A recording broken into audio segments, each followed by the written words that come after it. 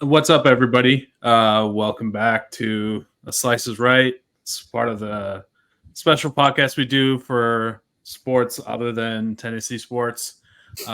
So we have a tennis episode for you guys. I'd like to reintroduce Steven and Roman. How you doing, guys? What's up? What's up? Doing well. Love to get back and talk some tennis. Let's do this. So last we left off, I think we're in Australian Open mode. It was like Sinner Alcaraz down in Melbourne. So why don't we start there? We will hit you off with a couple of implications from what we saw at Australian Open and kind of the lead-ups prior to French Open. Then we'll get into French Open and beyond. So I'd like to start with Steven. First off, what did you think about how things shook out between Sinner and Alcaraz? Yeah, I mean, coming out of the Australian Open, I think I was excited to see just how well Sinner could hold up, and he held up amazing through April. Like watching what he was able to do through like the Sunshine Double and really just dominant tennis, where his only slip up was, of course, to Carlos in the double, and just he looked to be playing flawless tennis, like that. Picked up basically where he left off in Australia, and Carlos got hurt at in South America, but really responded well, like being the one guy who could take down Sinner, at his best. And they both were dealing with injuries for the last month going into the French Open. So it was very much like this great lead off to the year, and then a very much kind of this weird interregnum where we had to wait to see, all right, where are they going to be at fitness-wise come the second major? Cool. Roman, similar question to you. Like, did these two kind of separate themselves as leaders of the pack in your eyes? Absolutely. Yeah, no, definitely. I think there's no doubt about it. This is I wouldn't say like a breakout year, but a statement year for both of these guys. And, one can only hope that we have, passing the proverbial passing of the torch. I think in terms of a new great rivalry beginning. So we'll see where it goes, right? I mean, I think when Federer and Nadal first played, no one really knew how dramatic and everlasting that's going to become. So perhaps we'll see something similar here with both of these guys, and 21 and 22 years of age. These guys are really in their prime now, entering their prime now. So big year for them. I think, either of them is obviously going to be a favorite or one of the favorites going into any tournament, so, and, definitely great, whenever you can, a great value bet, to take any of these guys to lift because showing much higher class of tennis, I think, than the rest of the field, quite visibly so. Cool. So yeah, I have similar thoughts there. Sinner just looked kind of a bit sharper than Alcaraz throughout the year. Not to say that Alcaraz is not in top form. He's capable of pretty much anything on a tennis court, so I never want to discount him. Roman famously picked Alcaraz to hit the calendar slam this year. So far 0 for 1.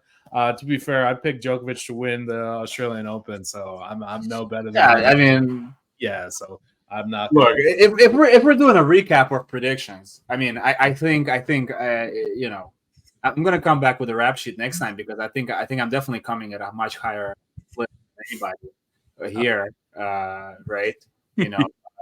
Long predicted, the passing of the torch in all respects. I mean, and we're seeing it, right? Djokovic is going to lose the number one spot, I think, after this French Open. I mean, it's definitely going that way, and Nadal first round exit. I mean, we'll get to it, But I think the tides are turning. The tectonic plates are shifting.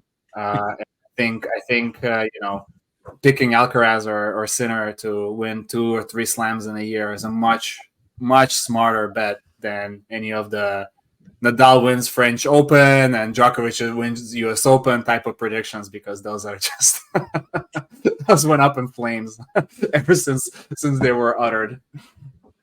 Okay, yeah. Let's get into this. The changing of the guard a little bit more, right? We have Djokovic, like, obviously still in it. Nadal came back finally after basically like year and a half to 2 years off. Lots of injuries, like an ab tear, other issues and stuff. So really not in top form, but honestly, like, he came back and faced Zverev, like probably the one tennis player we collectively hate the most. Uh, so, and like, although he lost in straight sets, like, it was a decent enough performance. I could probably extrapolate that maybe if he had his normal position in a draw, probably would get to like a second or third round. It's just that he had to come back against Zverev, who like is the better tennis player right now at this point of time. So those are really my thoughts there. What, Stephen? What did you see from Nadal when you watched the match? Yeah, I mean, just going back to when he first returned, he had he lost to Alex de Minaur, but then came back and beat him at the next tournament. He showed flashes. There were some moments where you're like, all right, this is, not quite like peak Nadal. This isn't a decade ago, but where you could see that he had worked himself up to where, because he talked with doubt that he might even play the French. And I was like, he's playing well enough to give it a go at the French. He wasn't a serious contender to win, which is just so weird, because he holds himself to such a high standard where normally if he isn't a contender to win a title, then he's not even going to play the tournament. I do think, as you were saying, if he's in his normal spot, a top 8 seed, I think he could have found his way into, a third or fourth round and like floated a little bit further. But ultimately he was going to run into someone like Zverev, just a guy who can handle his forehand. It's it's been a rainy French Open, so it's going to be a little bit more favorable to like a physical player like Zverev, and it was a terrible matchup for Rafa. And then on the Djokovic side of things, he's looked out of sorts. It's not so bad that one can't see him winning, even the French. He still is always at this point looking just to win the slams. So you can at least take with a grain of salt somewhat his results at the other tournaments, but he hasn't won a tournament yet this year, which is bizarre. We're, 5 months in and there's no title for Novak Djokovic. So even with, 2 strong performances to start the French, it's the weakest we've seen him look in a long while. Yeah, Roman, what do you see out of Djokovic and Nadal right now? I mean, well, I think let's maybe as I think it's an interesting topic. So let's dive in. I think one at a time, okay. I'll continue Nadal bashing, even though I flip flop my feelings towards Nadal as my my tag there says that I'm a big Federer fan. I think tags disappeared, but anyway, so as a Federer fan, do I hate Nadal? Yes. Have I grown to love him after seeing what he's done over previous 5 years? Absolutely. But really, we have to look reality in the eye. I was trying to find the stat, but I think as of the end of 2023, Zverev has never beaten a top 10 player in a Grand Slam ever. Right? I mean, so let's. I mean, Nadal doesn't have a ranking right now, right? But we know we all say, right, he is a top 10 player, right? So to lose to a player, right, that has never beaten anybody in the top 10 in a slam in his life, right, having had chances, right? I mean, I think the stat, as of the last stat I can find here, it's updated every year. I think it was 2020. As of 2021, he was 0-10. I mean, it's not like one guy or two guy, like 10 times, playing over the years, somebody in the top 10 in a Grand Slam and losing. Zverev is not a caliber of a player that anyone should measure themselves against. I think he's one of those, ranking friendly type players where you have a good rank by the virtue of being in that like nice little number 4, number 5, number 6 spot where you get to cruise through the first 2 or 3 matches and then inevitably lose in the round of 16 quarters, etc. once you meet that top 10 player, right? So I think Zverev is an extreme. It's a you got to dissect that career and see really that this is not like a champion. So having lost to him, I think is a statement. Having lost to him at home at the French Open is even worse. I mean, everybody was saying that Nadal saving himself for the French Open, but I think he's just delaying the inevitable. I am reminded eerily of an interesting point here where Nadal was the player that beat Agassi in way back in 2006.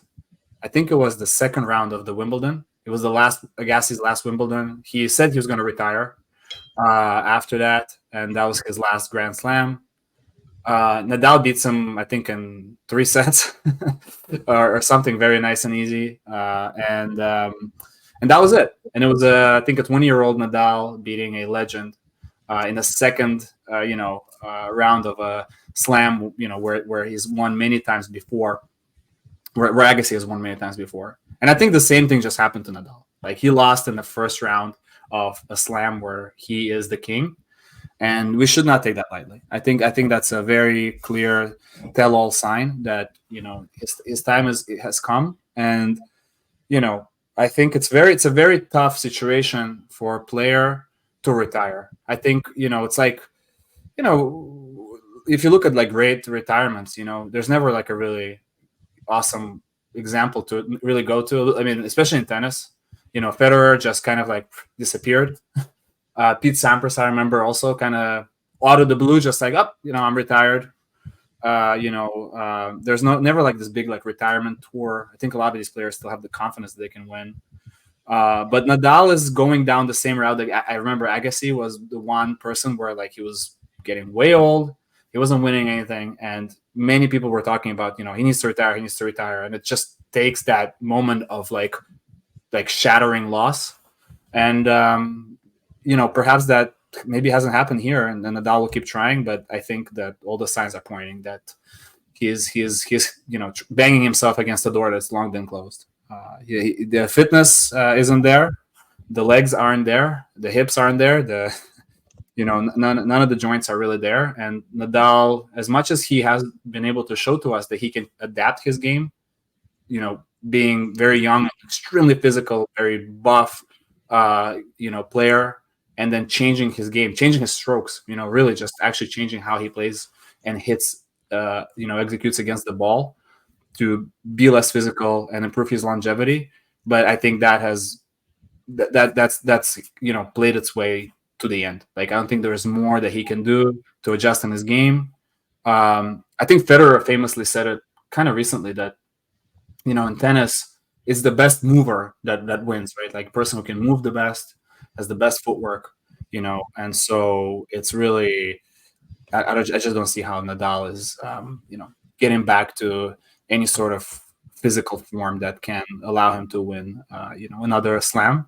But I think the question is about the upcoming Olympics, and sort of, that where we're going to see the last hurrah for, Nadal and maybe even Djokovic, right? Is that where they're going to put all their efforts into now with, the gold medal on the line in just, over a month and a half?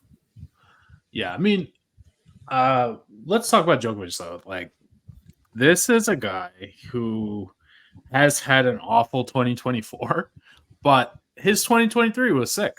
You know, he won 3 out of the 4 majors. I think where a lot of the pundits out there are kind of discrediting that at this point. Never really know what's going on with Djokovic. Like, one major thing is he doesn't have a coach right now. Um, he's kind of doing things, winging it. Maybe his wife is his coach. Nobody knows. Uh, just a crazy, crazy situation for him. But 2024, Djokovic seems like a shadow of his former self, even though his former self is just, manifested itself last year. So, I mean, Steven, like, when we talk about Djokovic, are we talking about the beginning of the end, or is the tennis media kind of overreacting here?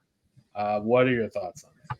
I'm going to take the cop-out answer. I'm going to say both. I think it's one of those situations where it is clear he is not at this point going to be able to just wipe the guys like Sinner and Alcaraz just off the court week to week, like he was doing as recently as like a year and a half ago. He doesn't have that.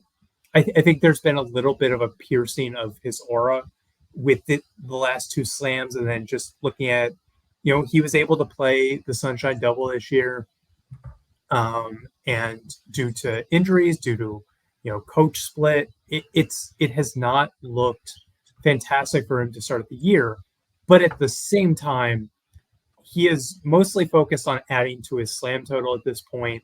I think he's going to be fine allowing Sinner to take that number 1 ranking. He got enough of a friendly draw that I can see him, finding his way into late into the second week.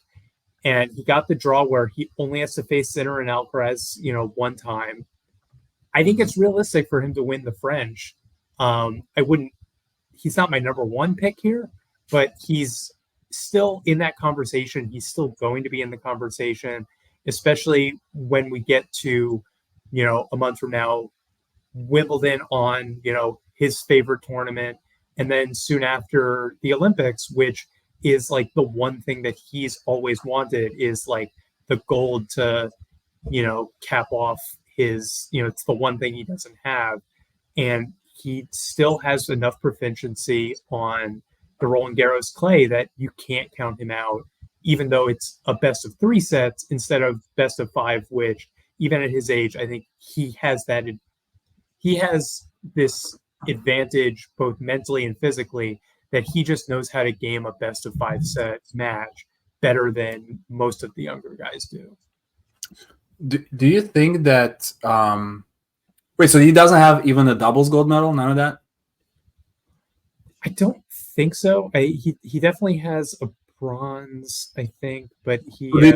So do you think that's bothering him? I mean, like, right? He's definitely an extremely competitive guy, and I mean, extremely bothered competitive guy. Like he gets bothered by losses. He gets bothered by fans. He gets bothered by so many things. He has changed himself a lot in that regard too. I think he's definitely matured. Being in his 30s, but I wonder, talking to you now, like, is that really something that is more so on his mind? Right? Again, yeah, right. Like he has all the all the slams that he needs. Does he really care that much about winning this French Open as opposed to like preserving his body, right? Because that's the thing about these guys, right? That we have to understand. I just experienced it last week. I'm training for a race, so I can run 6 miles, 8 miles, maybe 10 miles, right? It's okay. It's tough, but you go about your day. But you go on a tennis court and you play 2 hours of competitive tennis, and you got to go to sleep. I mean, it is a next level of athletic, like, torture, so to speak. And if we're talking about 3.5 hour matches, every single day, maybe 1 day break in between, I mean, it's an incredible toll on your body. I think it's the hardest thing you can do, in my opinion. Maybe there are some other athletes that will come in and disagree, but I think when it comes down to it, right? Maybe you don't run as many miles on a tennis court as you do, like playing soccer, or there's some other aspects of physicality that are missing, that you get in basketball. But when you take it as a whole, like the impact on your body, and just the physical toughness of it all is so high. And anybody, I think many people who like, people picking up tennis these days, right? Somebody might be playing basketball, like, every day, and then pick up games and they think it's like, oh man, it's real tough. But then these guys go and play like an hour of tennis and they're like gassed, right? So, I think it's you mentioned, right? Like, the ability to win 5-set matches. I think that's where it comes down to as well. Is are your legs there in that 5th set? Are your legs there in the 4th set? Is your breath, is your mind, is everything there when it's deuce, 3-all in the 4th set and the 5th set? Those kind of moments where you have to win that point, right? And for the longest time, I agree. That's what's interesting about also both Nadal and Federer. Not Federer, Nadal and Djokovic, is that their game is about like endurance. It is about the fact that they're gonna hit the next ball. Like you can never be sure that you won that point. No matter how hard you hit the ball, no matter where you put it, it might come back. I mean, it's coming back. Like 9 times out of 10, it's coming back. And this whole idea that the ball's gonna keep coming back, that they're gonna get to it, that they're gonna be there. You can beat them.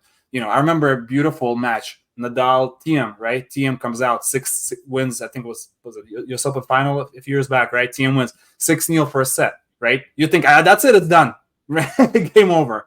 Nadal comes back and wins, right? I think 4 and 5, right? Unbothered by the 6-0 loss, right? Right, like you said, because the guy knows I'm a 5-set player. I'm gonna win in 5 sets. Medvedev is a really great example. We talked about him last time too, right? 5-set pro. He knows. I don't care if I lose first 2 sets, but is the fitness there to get it done for both of these guys, for both Djokovic and Nadal? And I think their game relied on that, and I think that's been taken away. And the drop off, I like to mention the drop off, but I just went ahead and it's funny we talk about Djokovic drop off, but Nadal's the same thing, right? I mean, Nadal's 2022, right? 2 slams. I mean, the guy was there, right? That was the really year of resurgence.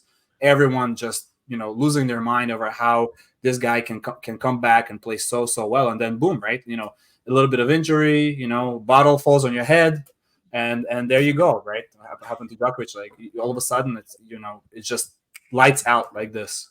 So I'm definitely taking a bit of a negative view on the prospects of these guys. Again, probably playing like devil's advocate on what you're saying, Steven. Like, yes, this is like the 5-set grind win. That's their key. That's how they win. But that's probably the thing that they can rely the least on in their current physical state, right? And then the one thing that I was just thinking before the show, Djokovic is a very interesting guy, right?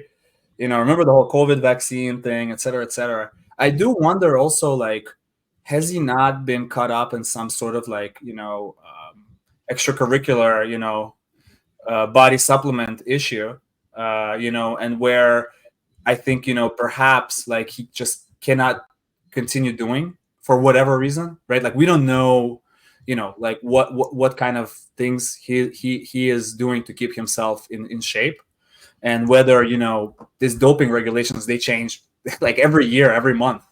So we don't know if there are some like random substances, that all of a sudden made the list that he's like can't take anymore, or we don't know if some substances that he might be taking are just, kind of like causing more harm than good now, and he has to stop. Because like you said, the drop off is very visible, and knowing how Djokovic has been in such amazing shape all his life, largely injury free.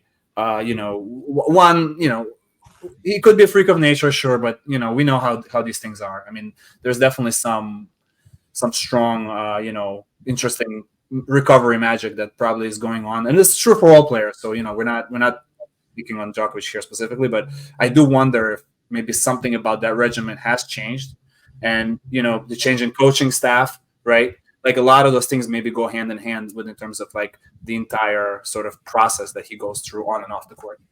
Yeah, for me, I think one final point here is like it comes back to the question of like, would you rather be respected or feared, right? The field, I feel, has switched from being afraid of Nadal and Djokovic to just respecting them and kind of sending them on their farewell tour. But, the Sharks in Alcaraz, Sinner, those type of people see the blood in the water now. Oh, yeah, absolutely. Totally fear. Absolutely. If I said match with Djokovic anymore, or if That's I said an excellent point. With Nadal. So I think a lot of it is mental for the field.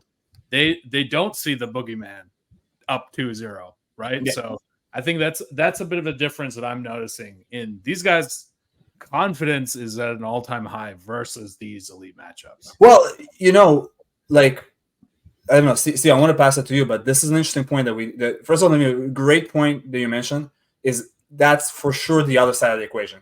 Yeah. Everybody knows it's open season to beat these guys. These guys, it's open season for me to get that win, to put that in my win-loss column on my Wikipedia page, whatever, who gets to, how many guys have beaten Djokovic, right? Well, I could be one of them. I mean, guess what? Guess who did it? Some random dude playing some random tournament, the ATP 250, right? We can pull up his name. But that's a great thing about it. Huh? Thomas Machak. I definitely mispronounced his name, but yeah. Who he play for? Right. Yeah. So that's we're beating this topic to a pulp, but tennis, right? It's interesting, right? So you have the Grand Slams, and then you have the Masters, then you have the ATP 500, and you have ATP 250s. I mean, these are like the lowest level tournaments. Like guys in the top 10, they never play them. If a player in the top 10 goes down this many levels to go play this random tournament, it's not random. That means that the confidence or wherever else is just not there. They go there to do that because they want to have those confidence wins. They want to go in there. Oh, I'm a big guy. I'm number one. These are all guys, ranked 100, 50, 60, 120 ranked players, right, in the world. Like the guys don't even make the Grand Slams, right? They have to qualify, and they don't. So you think I'm going to go in there and just beat them easy. And then you can't even do that. And then you can see that those guys aren't afraid. I mean, right? Like this guy's like, oh, great. I get to play against Djokovic. My chance to shine. Some guys will fold. There's no doubt about it. Some guys will come in and fold. But to some guy, that this is the highlight. This could be the highlight of his career, that I got to beat Djokovic in this tournament. That's something he'll tell his grandkids, right? So I agree. I mean, the fact that Djokovic went on and, went and played at this, third tier. I mean, it's like Alabama going down to play like D3. I mean, like that's kind of like where we're talking about. Imagine if they went and played your local community college, right, and lose to them. So it's kind of like what happened to Djokovic there. So that confidence building exercise didn't work out for him, and I think that might haunt him now, right? Like having lost to a no-namer in a no-name tournament, having went there in the first place, instead of just skipping that thing and just like relaxing at home or doing some fitness or whatever, you went there and you embarrassed yourself. That's going to stay with him, and that's going to stay with him through the French Open, as it might stay with him through the next couple of tournaments. So I think that's could have been a thing that's even worse. All right, so let's get into a little bit of the French Open, why we're here today. Let's start with some general observations, maybe some predictions, maybe some dark horses that we consider to be interesting going forward in this tournament. Stephen, I'm going to start with you there. What have you seen so far that's jumped out, and who do you like that the public may not know? Just to start out, I think the first thing I was looking at for this tournament was the fitness level for Jannik Sinner. And I talked about it a little bit earlier, but he's looked good. I think there was some worry with, he suffered a minor wrist injury, I think, in Indian Wells. He was dealing with a little bit of a hip injury that's hindered him on the clay court tournaments. but seeing him through 2 rounds, he looks himself. And I think that was my biggest worry, because even though I think he has benefited the most from probably the draw, he still could have been tripped up just by himself, not being in the same level he was at a month and a half ago. So I'm extremely encouraged by that. I think we've seen a few hard hitters who've been able to make a little bit of an early run. Zverev being, someone who's got a lot of power, but it's going to be a really interesting third round matchup of Ben Shelton against Felix Auger-Aliassime, where you've got two guys who Felix has made a run at the French before, nearly beating Nadal 2 years ago, but I think of both of them more as hardcore guys. And so, one of them is going to be in the fourth round. It's a major step forward for Shelton, who just did nothing outside of the 2 hardcourt majors a year ago. He's now someone who he can be more of a second weak guy at the other slams. I'm so excited to see what he does at Wimbledon. I don't want to get too far ahead, but he's got the game for grass. And then beyond the top guys, I think I was very interested to see how 2 former quarterfinalists / finalists in the case of Ruud, how Ruud and Rune were going to look at the French Open. They're both guys who I was like, this might be the Djokovic is a little bit down. Nadal's out. Alcaraz and Sinner are on the other side of the bracket. Can these guys make a run?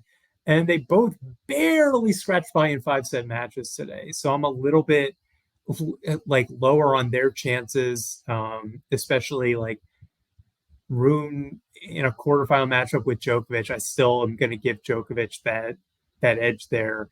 And then Zverev now benefiting from, he's got Rune staring down in the round of 16, but Zverev's only played 6 sets so far. Holger Rune was down 5-0 in the 5th set breaker today and barely scratched forward. So I think it's been a decent start for a lot of the top seeds, which isn't as exciting for a dark horse. And then just briefly before we move on, for the women's bracket, Iga Swiatek barely getting by Naomi Osaka, which I think has been the match of the tournament on either side thus far. Naomi, who hasn't done much on clay before, I mean, she had her dead to rights on a match point. So, but I think we have a firmly established top 4 on the women's side. And I think the bracket's definitely in a good spot for Arina Sabalenka on the bottom half.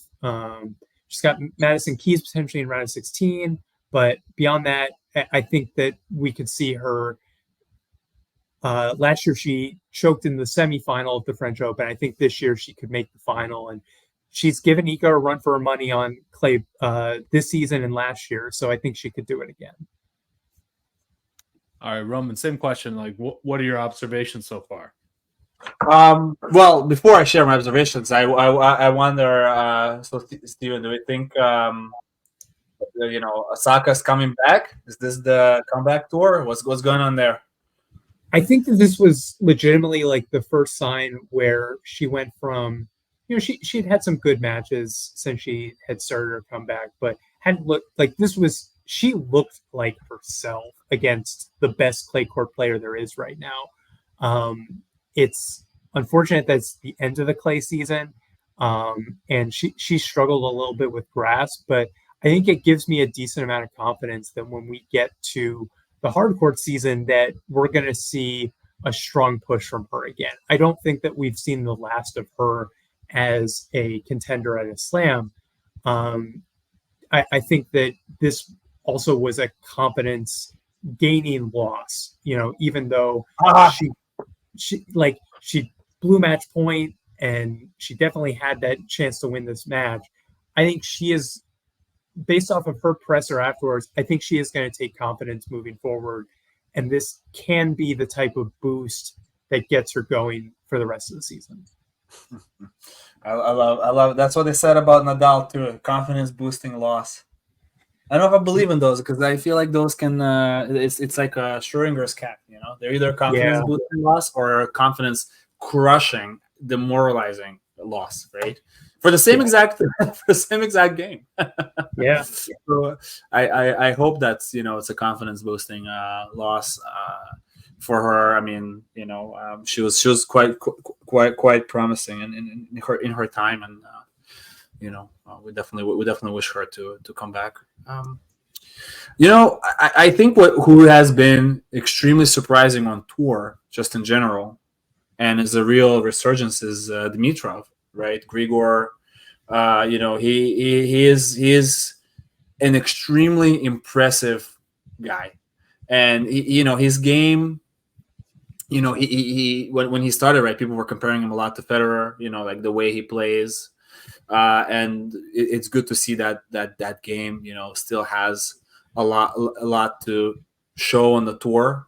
And I always like, just over the years, right, just watching like every tournament, right, he's there, he plays every single.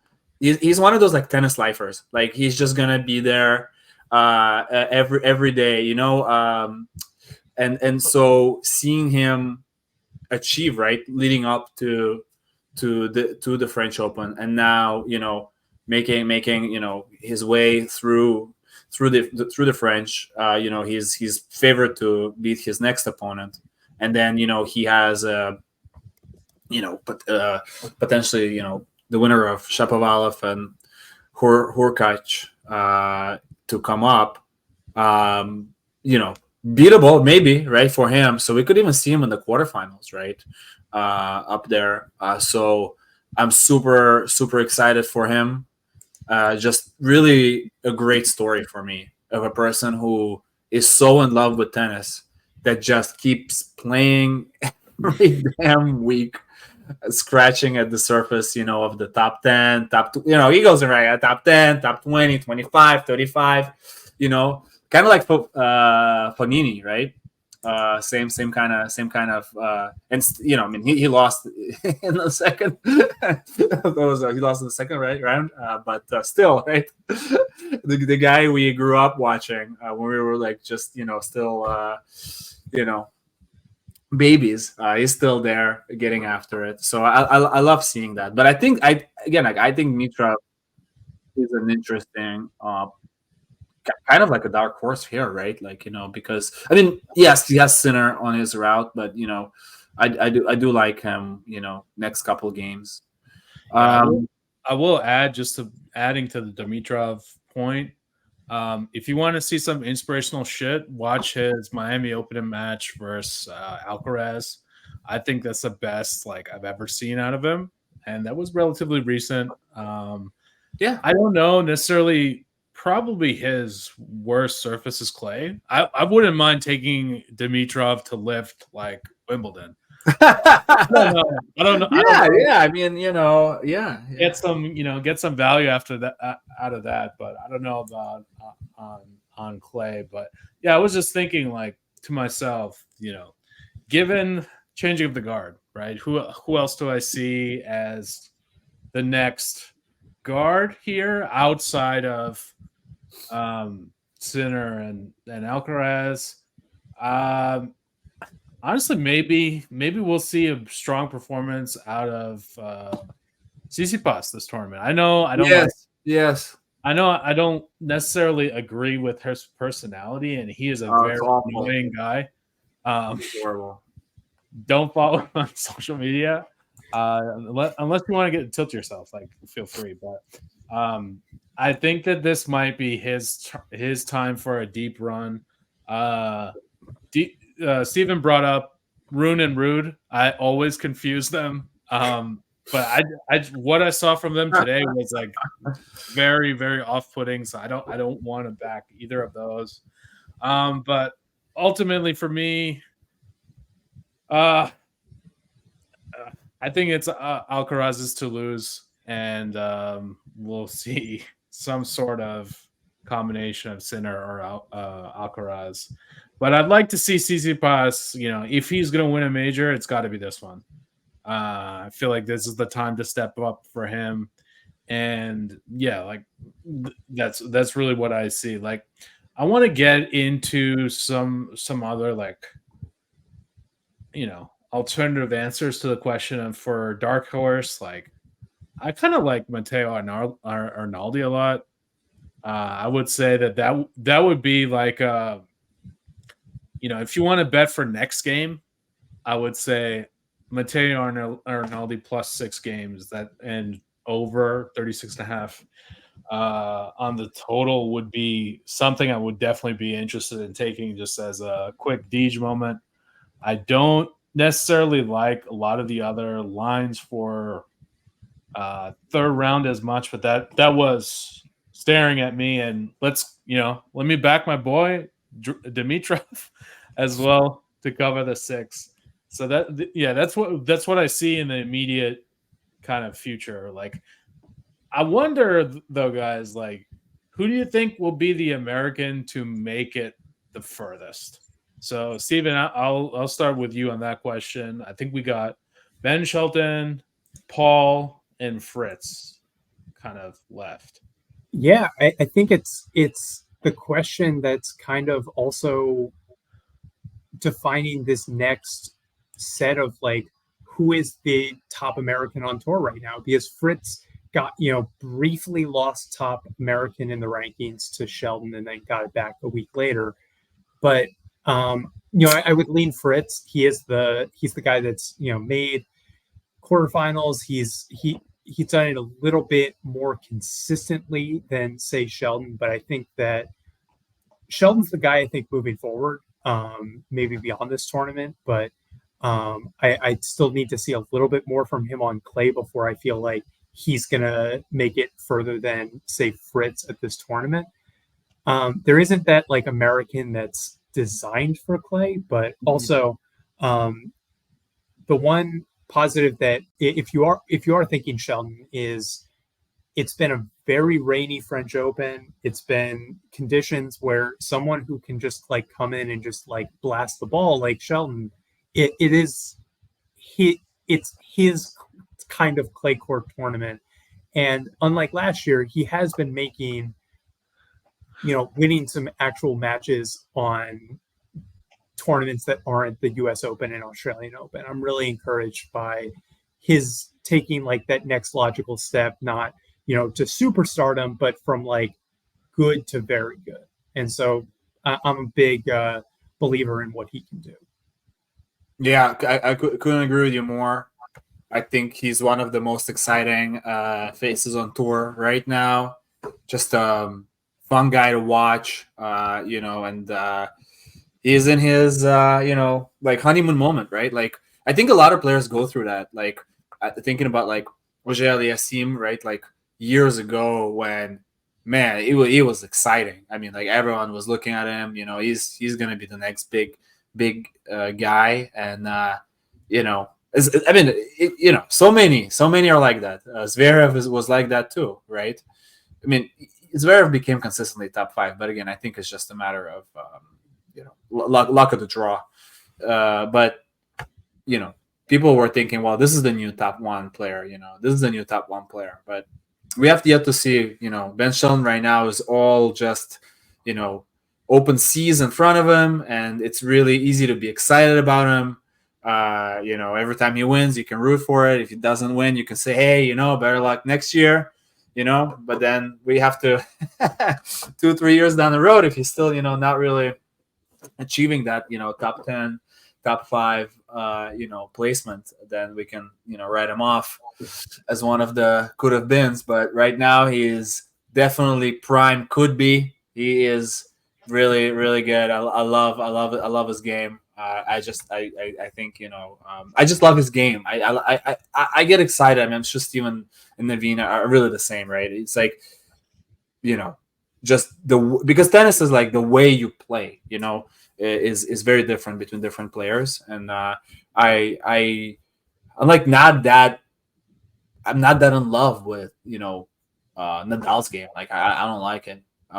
He came out of that school of just grinding, the baseline, Spanish players, Latin American players, clay court season stars, that we all played, against them, when we were younger, just, boring tennis. I think Ben Shelton, definitely the weight, the explosiveness, the power, the fun of it is all there. So I like seeing him succeed here, for sure. All right, let's switch gears a little bit to some betting, right? So I kind of previewed my bet for round 3, which would be Matteo Arnaldi plus 6 games and the over 36.5. We don't necessarily have to do betting coverage for, like, let's say, just this round, but I'll read off to you guys that are under 10-1 on my bookie, and let's do it. Let's do 10-1. Let's do the to lift, and let's just rapid fire some games. Some upcoming games. We can do it just nice, quick rapid fire betting. Mm-hmm. Yep. So we got CC plus 900. I like that a lot. I think to lift. That's money torched. I think he's not going to lift anything. He's not going to. The only lift coming his way is the lift back home. It's just that nothing is happening for this guy. I mean, the mental isn't there. Like, let's put it this way.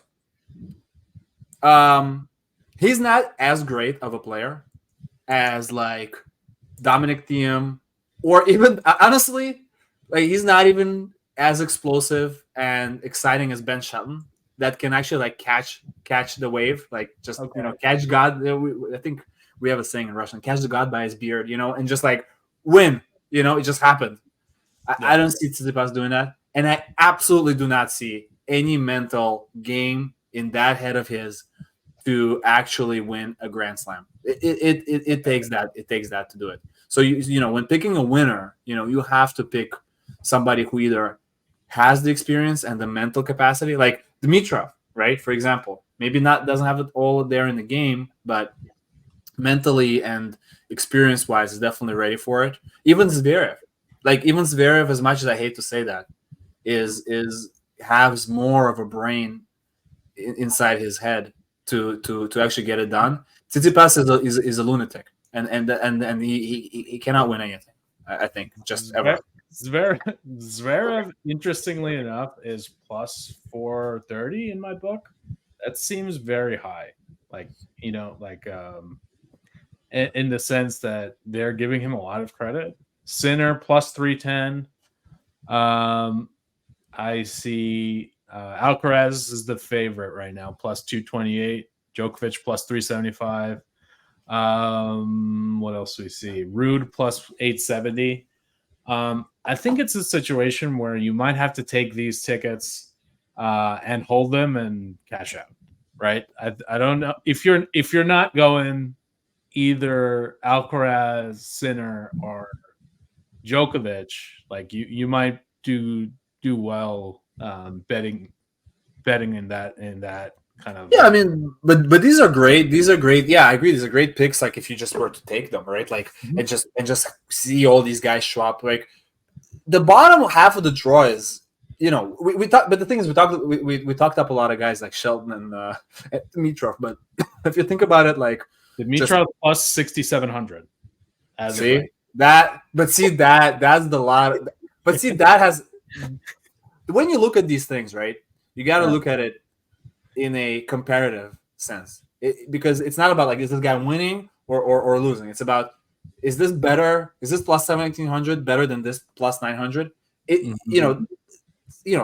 Plus 6,000 versus Tsitsipas, that is so much better value for you to get all those odds against a player that actually could win something, not a player that is gonna just hasn't hit puberty yet.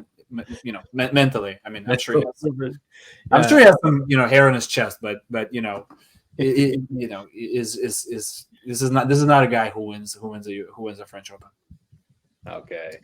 I think I don't know what his odds are. I think even though I mentioned him like barely getting by today, Holger Rune has just kind of that mentality where I think he is too like arrogant to realize he can lose, and I think that that's it's scary in that like he can lose in the second round, but also he's the one guy like floating like he's 13th ranking, where if you told me that he just made an insane run here and like had like the Coria run from 20 years ago at the French Open, he's like the one guy there where I'm like, yeah, I could see it. He's got the talent for sure. Like a grade below Alcaraz and Sinner, but not that far below. And I just think he's like too young and stupid to realize that he can't win.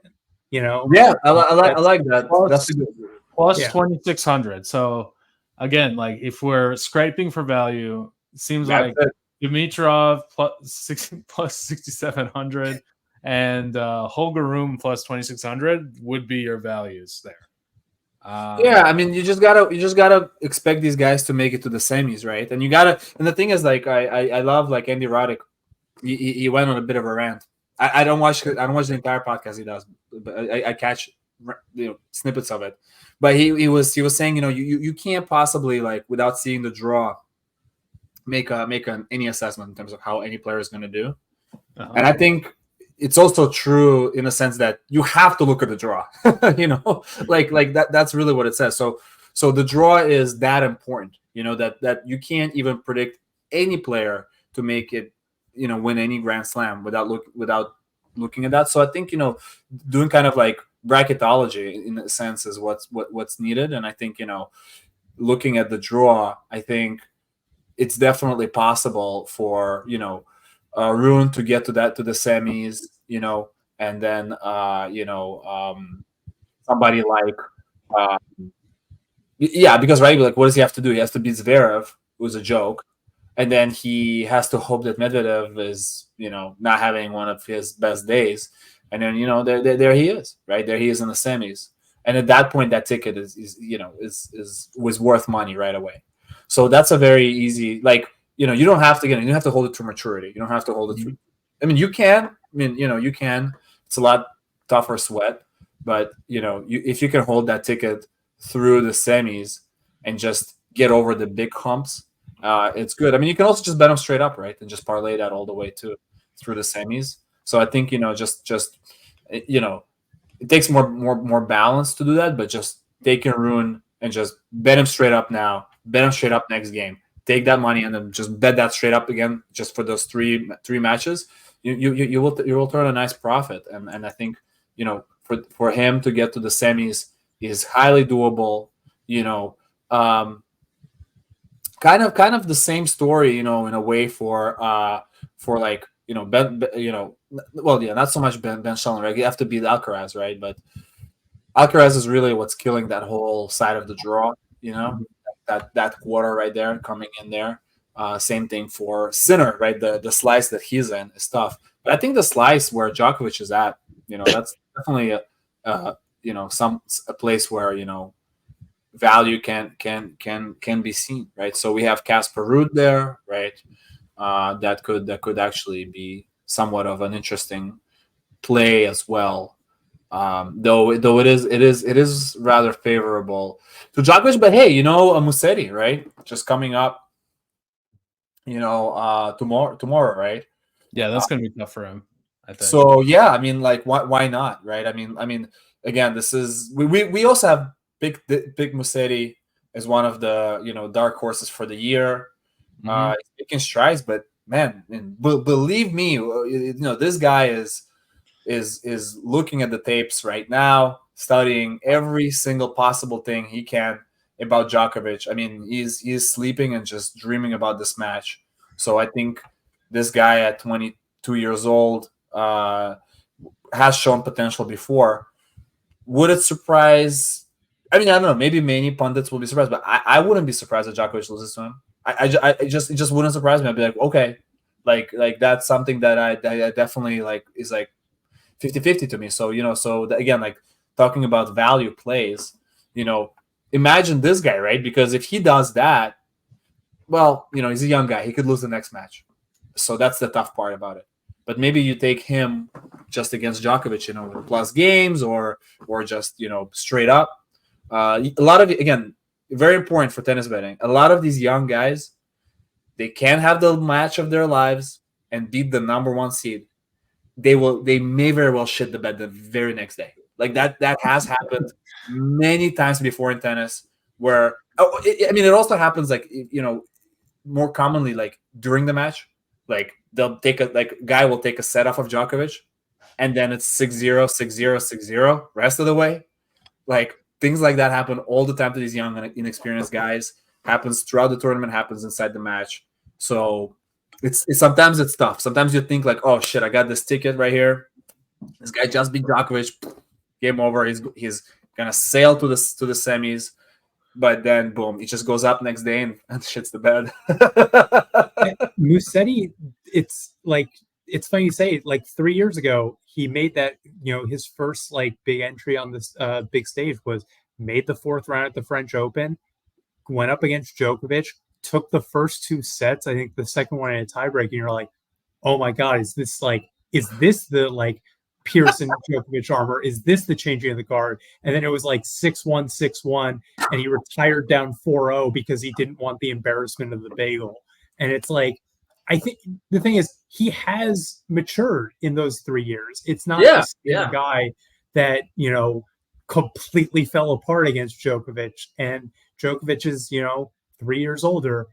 It's not unrealistic. I think he can definitely, at the very least, again, put, the fear of God into Djokovic. Yeah. I mean, look, the more, you could take it both ways, right? That he he choked before and now he's going to choke again. But I also like a revenge story here, right? Saying, look, you wanna raise that mark off your resume where you had this guy dead to rights and you just completely disintegrated in the middle of the tennis world. Because the thing is also like people, it's like any match, but especially in tennis, it's like people tune in, right? Like when Djokovic is down 2 sets, everyone is rushing to their, grab their remote and be like, oh my God, what's happening, right? So when that collapse does happen, believe me, everybody sees it. So, and he knows how it is. People don't just watch every match, but they're like, oh shit, Nadal is losing. Fuck, I gotta grab the remote. So, maybe, I wonder what's going on through his head. I mean, is he now saying to himself, he's there in the mirror being like, that's it. This is how you right the wrong. This is how you absolve yourself. You come out and beat this guy now. This is it. The king is, the king is injured, he's bleeding on the battlefield. You can just come in and finish him, right? So maybe, right? I mean, the more you talk about Steven, the more I like it. The more I like this Musetti coming up. Just a nice. We love that. We love that in sports, right? The revenge game, But you never know these young guys. You never know. So you're getting Djokovic, Musetti plus 5.5 for plus 150, or Musetti plus 7.5 for minus 160 on the books I see. So I what's the money line? What's the money line? Money line is plus 450 minus 630. So just that's good. I like it. Plus 450. Okay, it's good. That's it's a Friday thing too. It's a great thing for your weekend. You can absolutely, you can have a great weekend. You hit that plus 400, 500 money line on a Friday. You're gonna have a great rest of your weekend. You can end the weekend there. You can just go and party and then just Venmo your bookie, Venmo request them.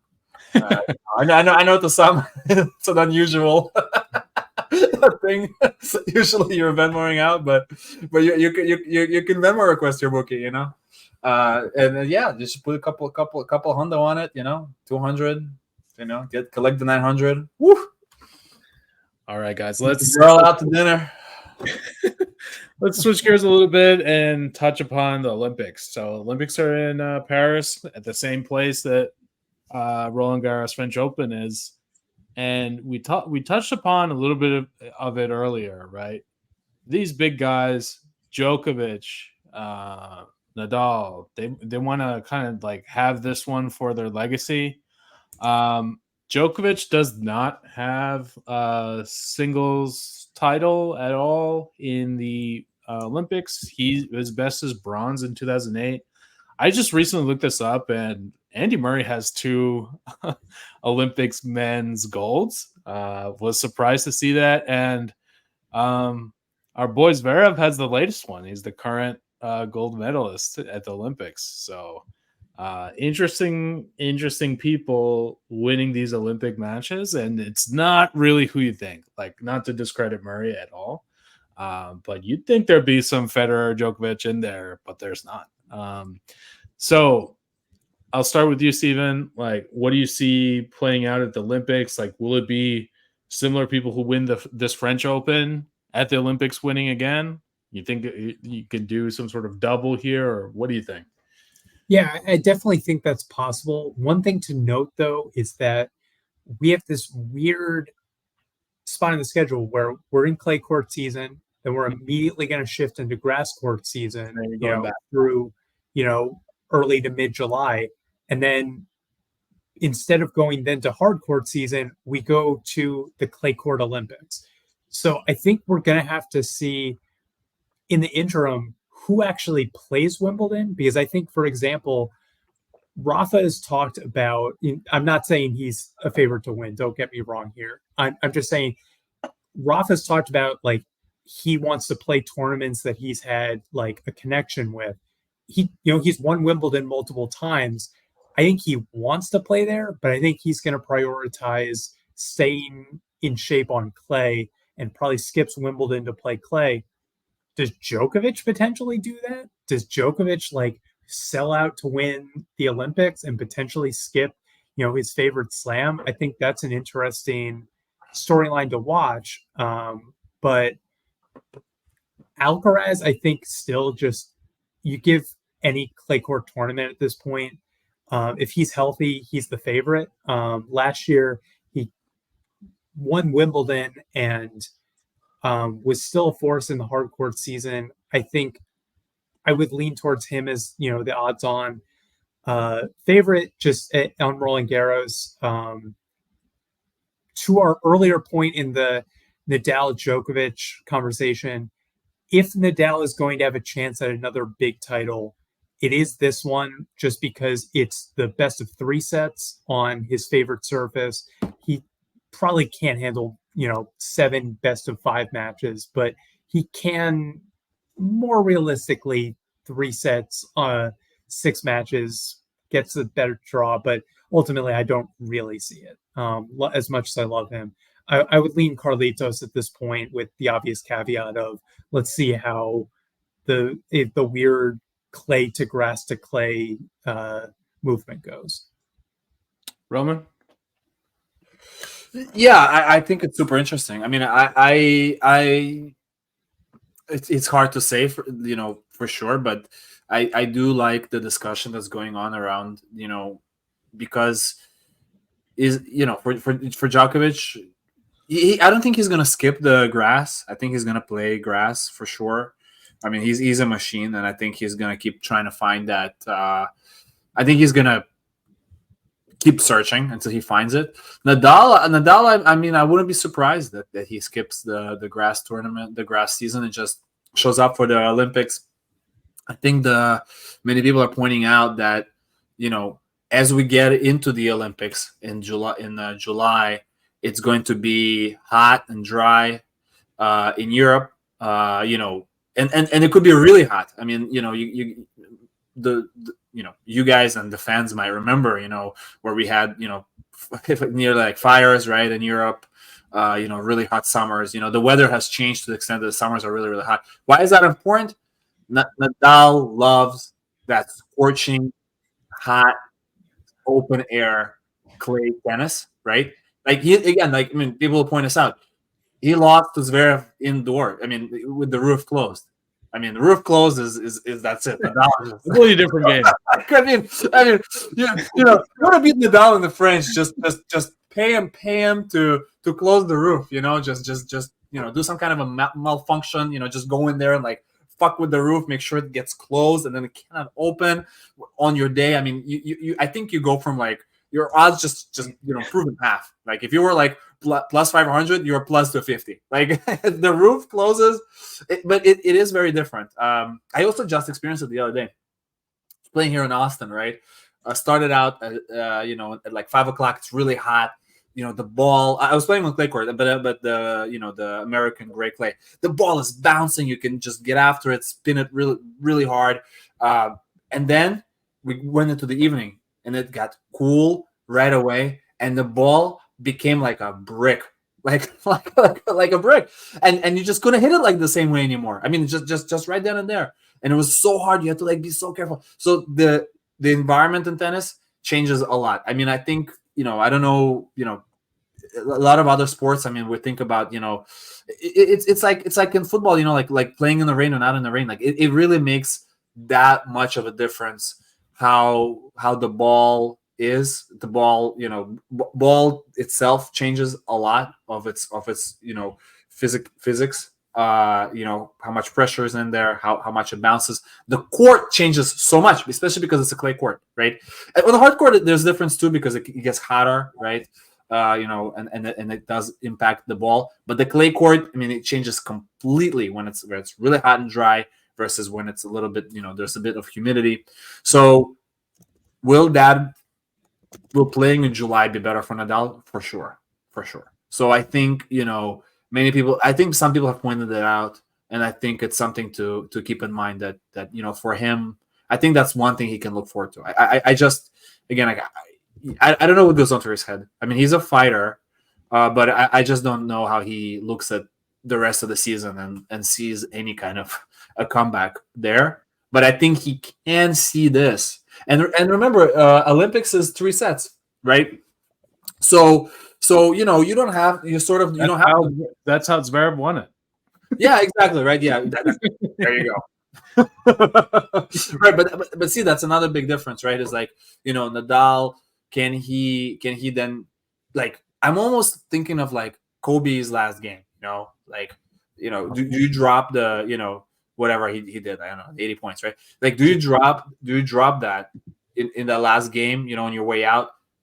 I think it's possible. I think it's possible for Nadal to find it himself and just persevere through the pain, through whatever it is, in conditions that are really good for him. Again, on his home court, they're playing at the same location. So this is his house, right? So they have a statue of him there. Yeah, they have a statue of him there. I mean, they named the courts after him in Rome, but yeah. So going home to his home court in really good conditions, playing only 2 sets, no 5-set crap going on. I can see it. And you prep differently for those matches, right? You can come out like really strong in the first set and like give it your all. Djokovic too, right? I mean, I think Steven brought up a good point. They got me thinking. Does he care? And maybe he cares a lot. I know he is also very proud, right? He's a very proud Serb. He really loves. He's one of the players who are very, very, very much rep their country, and we know that from just how he is, right? How many Serbs are actually, if you think about other famous Serbian athletes, how much they just love their country. And I think he probably will want to show up for this.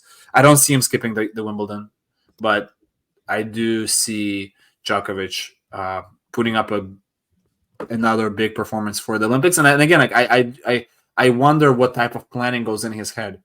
Again, like with his new camp, with all the things that go on in there, like, has he circled the Olympics as something that he needs to focus and work towards this year, as opposed to the slams where he might have to just understand himself that it's that much harder to do that, and does he need to exert all of his energy and prep time to try and win the Wimbledon, when winning Wimbledon this year, I don't know if that really, what does it do? I mean, we already know he's the best. He's the GOAT. He has all these slams. Like, what? How much more can you win? But he doesn't have this medal. So that's an interest. It's a very interesting, I think, situation that we have coming up.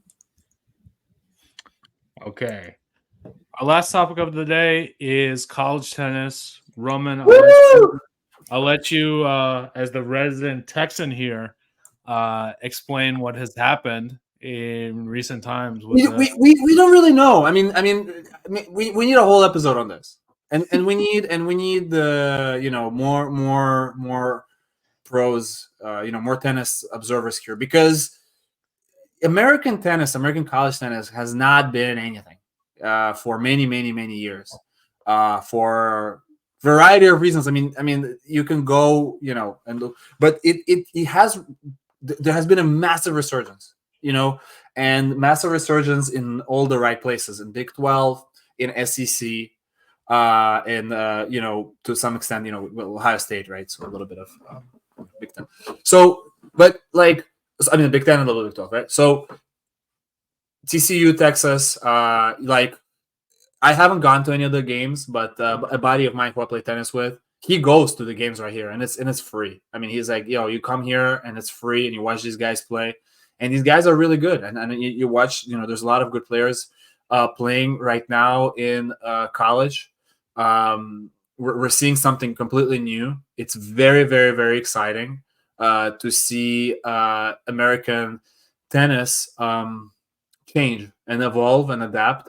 And I think as the topic of NIL and all of the money that colleges can now offer players is coming up, I think that's a big difference maker.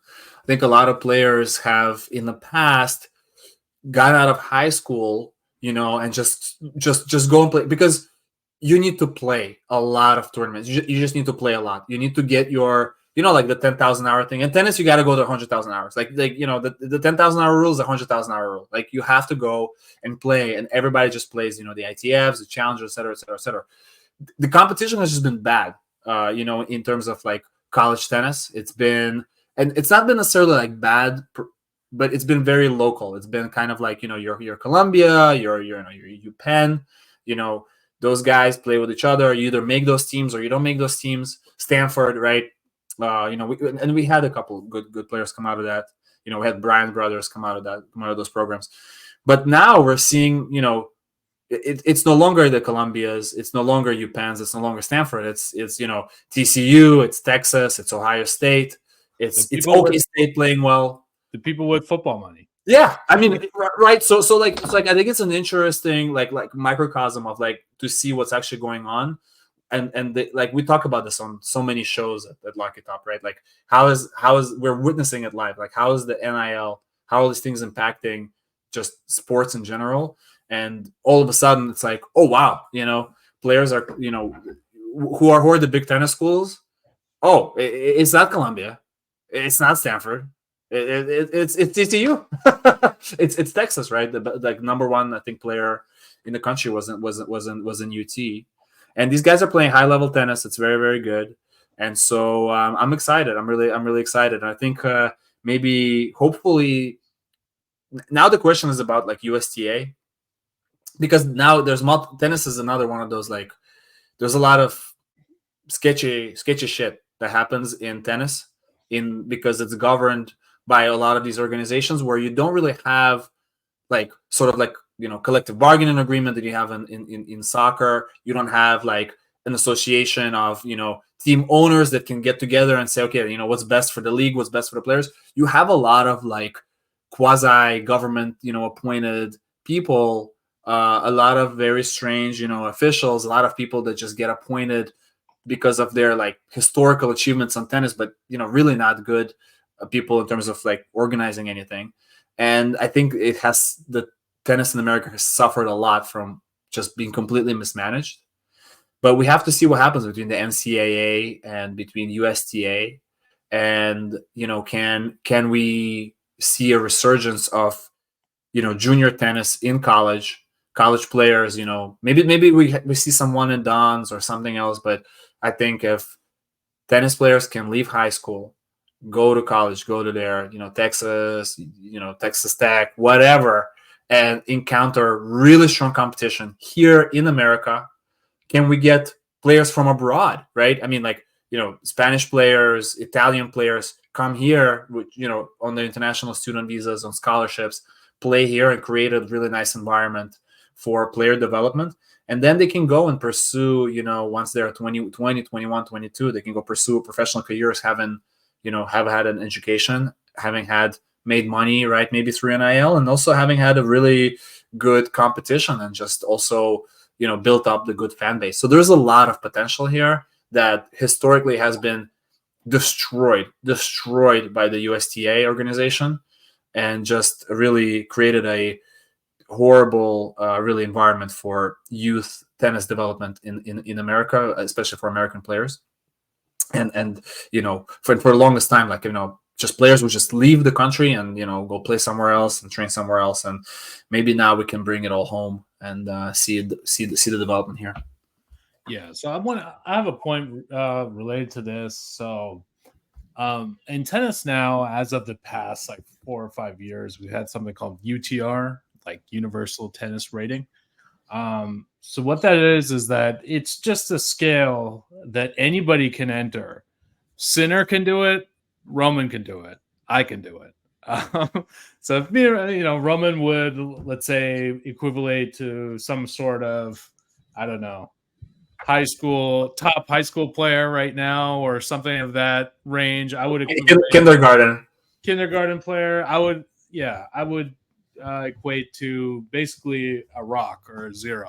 Yeah, I was about to say I'm at like a toddler. Yeah. Roman's in kindergarten, I'm a toddler for sure. But basically, there's a grading system that goes from 1 to 16.5. Sinner right now is a 16.32. He's the highest rated UTR player. I think Djokovic is number 2. But my point is related back to college players. Is we have college players now at TCU in Texas and schools of that sort that are low 14s on the scale. And right now, I'm just looking. The number 100 ATP UTR rank is Daniel Evans at a 14.97. So it's not really that much of a huge gap of that kind of experience and rating. And now you can have metrics associated to your decision. Do I go pro and basically lose money as a challenger, or do I go get a scholarship, make some potential NIL money, and join the pro tour at a later date, right? Because you can constantly, this is something that constantly updates. It's like a rolling system. It takes your like last 12 months matches, strength of schedule in there, how you perform versus the expectation of how you perform. So part of this algorithm is like they'll predict a score versus opponent. And if you beat the expectation, your score goes up. Even if you're supposed to lose and you still beat it. Like, for example, Musetti, right? He's not supposed to beat Djokovic. But if he covers the spread, let's say, his UTR will go up, right? So that's we need spread adjusted UTR. Yeah, we need spread adjusted UTR. Maybe that's how we make our millions. That's how things should be ranked. They should be ranked against the spread. So maybe you'll be the pioneer there of spread adjusted UTR. But my point is, maybe you, with these kind of metrics in place, you can make informed decisions on, do I go to college and have like another part of my life, or do I kind of have a miserable kind of existence as a challenger? Oh yeah, it is miserable. It is miserable. Yes. Yeah. So Steven, I'd like your thoughts there. Like, I don't know much about the challengers and how they work, but I know that you have to pay for everything and you're paying to lose. Yeah, you're going into debt unless you're like quickly rising out of there. And it's not like it's you're playing garbage competition. You're playing the top 250. Like once you get out of the top 100, they're the people that have just been in the top 100. They're trying to get back. They're the people that are on the rise. There's plenty of people there. Shout out to the movie Challengers, which was decent, and caught like some of the aspects of the tour, which like when you're on the Challenger Tour, it can be barely scraping by, versus college, you're going to have the defined matches, you're going to have week to week, you're going to have the ability to make NIL money, but also the chance to mature and get your matches in without the pressure and desperation to win. Yes. Which I think is huge. And you're still able to, if you have a great freshman year, you can go pro. And we've seen it recently with Ben Shelton was at Florida, made a run at the US Open, and decided, all right, I'm ready to go. But he got the valuable years in at Florida, which was, I think, a good step for him. You were talking earlier, Roman, about players outside the U.S. coming and playing. Diana Schneider from Russia played at NC State and was able to, while like playing some ITF, like lower level events, was also getting in her time on the college tour, and then went pro at 19, I think, after 2 years, and now she's just cracked the top 50. Like, you give yourself a nice base there, and with NIL, if you're successful, you also still have the chance to make a little bit of money in the process. Yeah. No, I think that's what something that a lot of people don't realize about how tennis actually works is that, unlike, I mean, maybe I think combat sports, like any type of like fighting, etc. Maybe it's a little bit like more similar in that extent. But tennis is not a sport where you like get qualify, quote unquote, for a team, and then you get your contract and you're set. I mean, maybe it's a low contract, whatever, but the team take care of everything. You take care of everything. I mean, like every single thing. So like if Steven was my coach, I mean, I'm paying for his flights, I'm paying for his meals, I'm paying for every single thing that happens there, right? So yeah, you and you have to scrape super hard to get even buying rackets, buying clothes. You'll get some low level sponsorships, but a lot of them are not Nike's just dropping like a gift bag here. No, it'll be like you still have to pay, but you get some kind of like gear. But entry fees, you have to pay fees to get into the tournament. You have to pay to get into a tournament. And then you play, and then you travel. So it's a massive burden. It basically, tennis families is basically families. I mean, every tennis family, it's the parents just mortgage their entire lives for their children to play tennis. That's what ends up happening. It's kind of like, I mean, I think racing too, right? F1, etc. Like for a long time, the parents have to basically support that entire journey. Yes, the parents have to support the entire journey. It's $100,000 a year for any player to do it, and for the longest time, the college wasn't an option because competition wasn't there. It just wasn't. Like you'd go to college, and literally, unless you're in Colombia, you're not getting any competition. Now we're getting competition. We have great players in all the big schools. You can even be like the fifth ranked, sixth ranked, whatever player on that team. You're still getting good match play, and now you're getting that experience with good players. Because before, if you went to college, to American colleges, like we're talking like 5, 6, 7 years ago, like you base, that's it. You kind of mortgage your future because you're not getting the level of competitive play that you need. You're not getting the coaching that you need. You're not getting anything out of that school that will actually set you up versus a person who is, yes, on one side, they're completely mortgaging their family's like finances, everything is siphoned into this.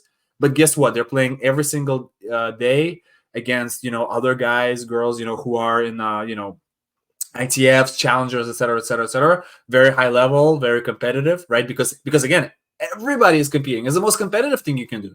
Because like if I beat you, I'm taking your lunch. Like I'm literally like you're about to go eat, and I'm just like taking that food out of your hands because I made $1,000 and you didn't. Like that's how it is. It's not even like in boxing where you split the pot. Like there's nothing. You get zero and I get dollars. And if I beat you, like that's actually like people forget, like it's like a big mental aspect of tennis. Like that double fault on the match point, That's $50,000. Like that's what that costs you. Like you're double folding on a match point.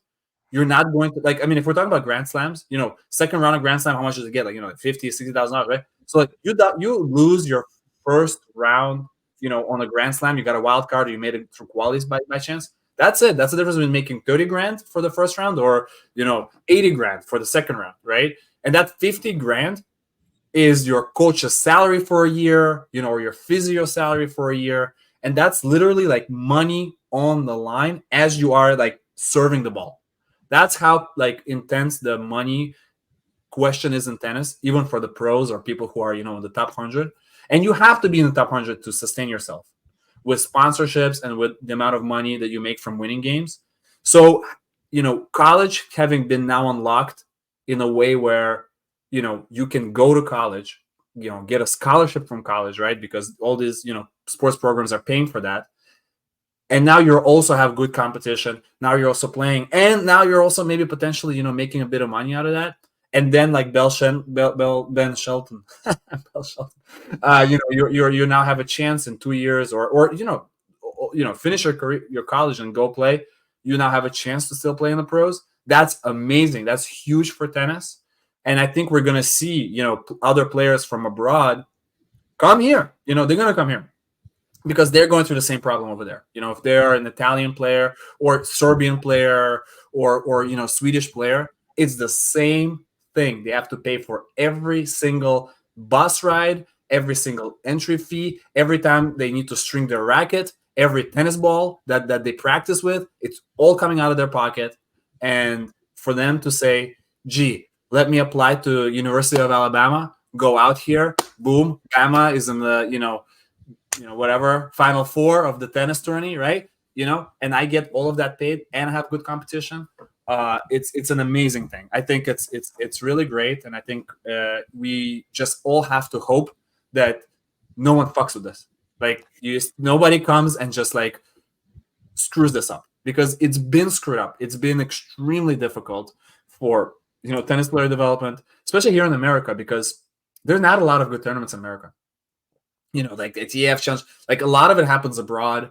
You can go and play. In America, you play like the Caribbean Circle. There's like a bunch of like tournaments in the Caribbean, in the Bahamas and Jamaica, et cetera, et cetera, et cetera. But in Europe, I mean, there are tournaments all the time, and there are a lot of European players that just, they just go like, every city in Germany, every city in Italy.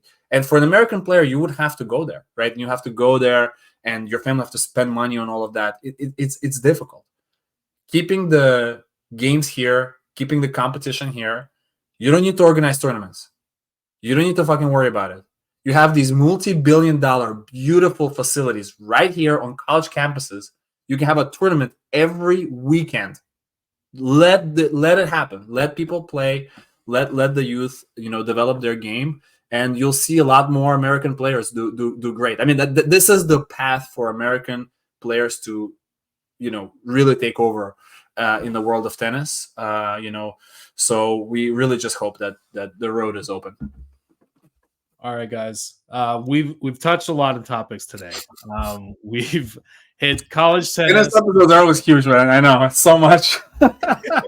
We've hit college tennis. We've hit the Olympics. We've hit French Open. We recapped some stuff that's happened. We hit everything. Nadal, Djokovic.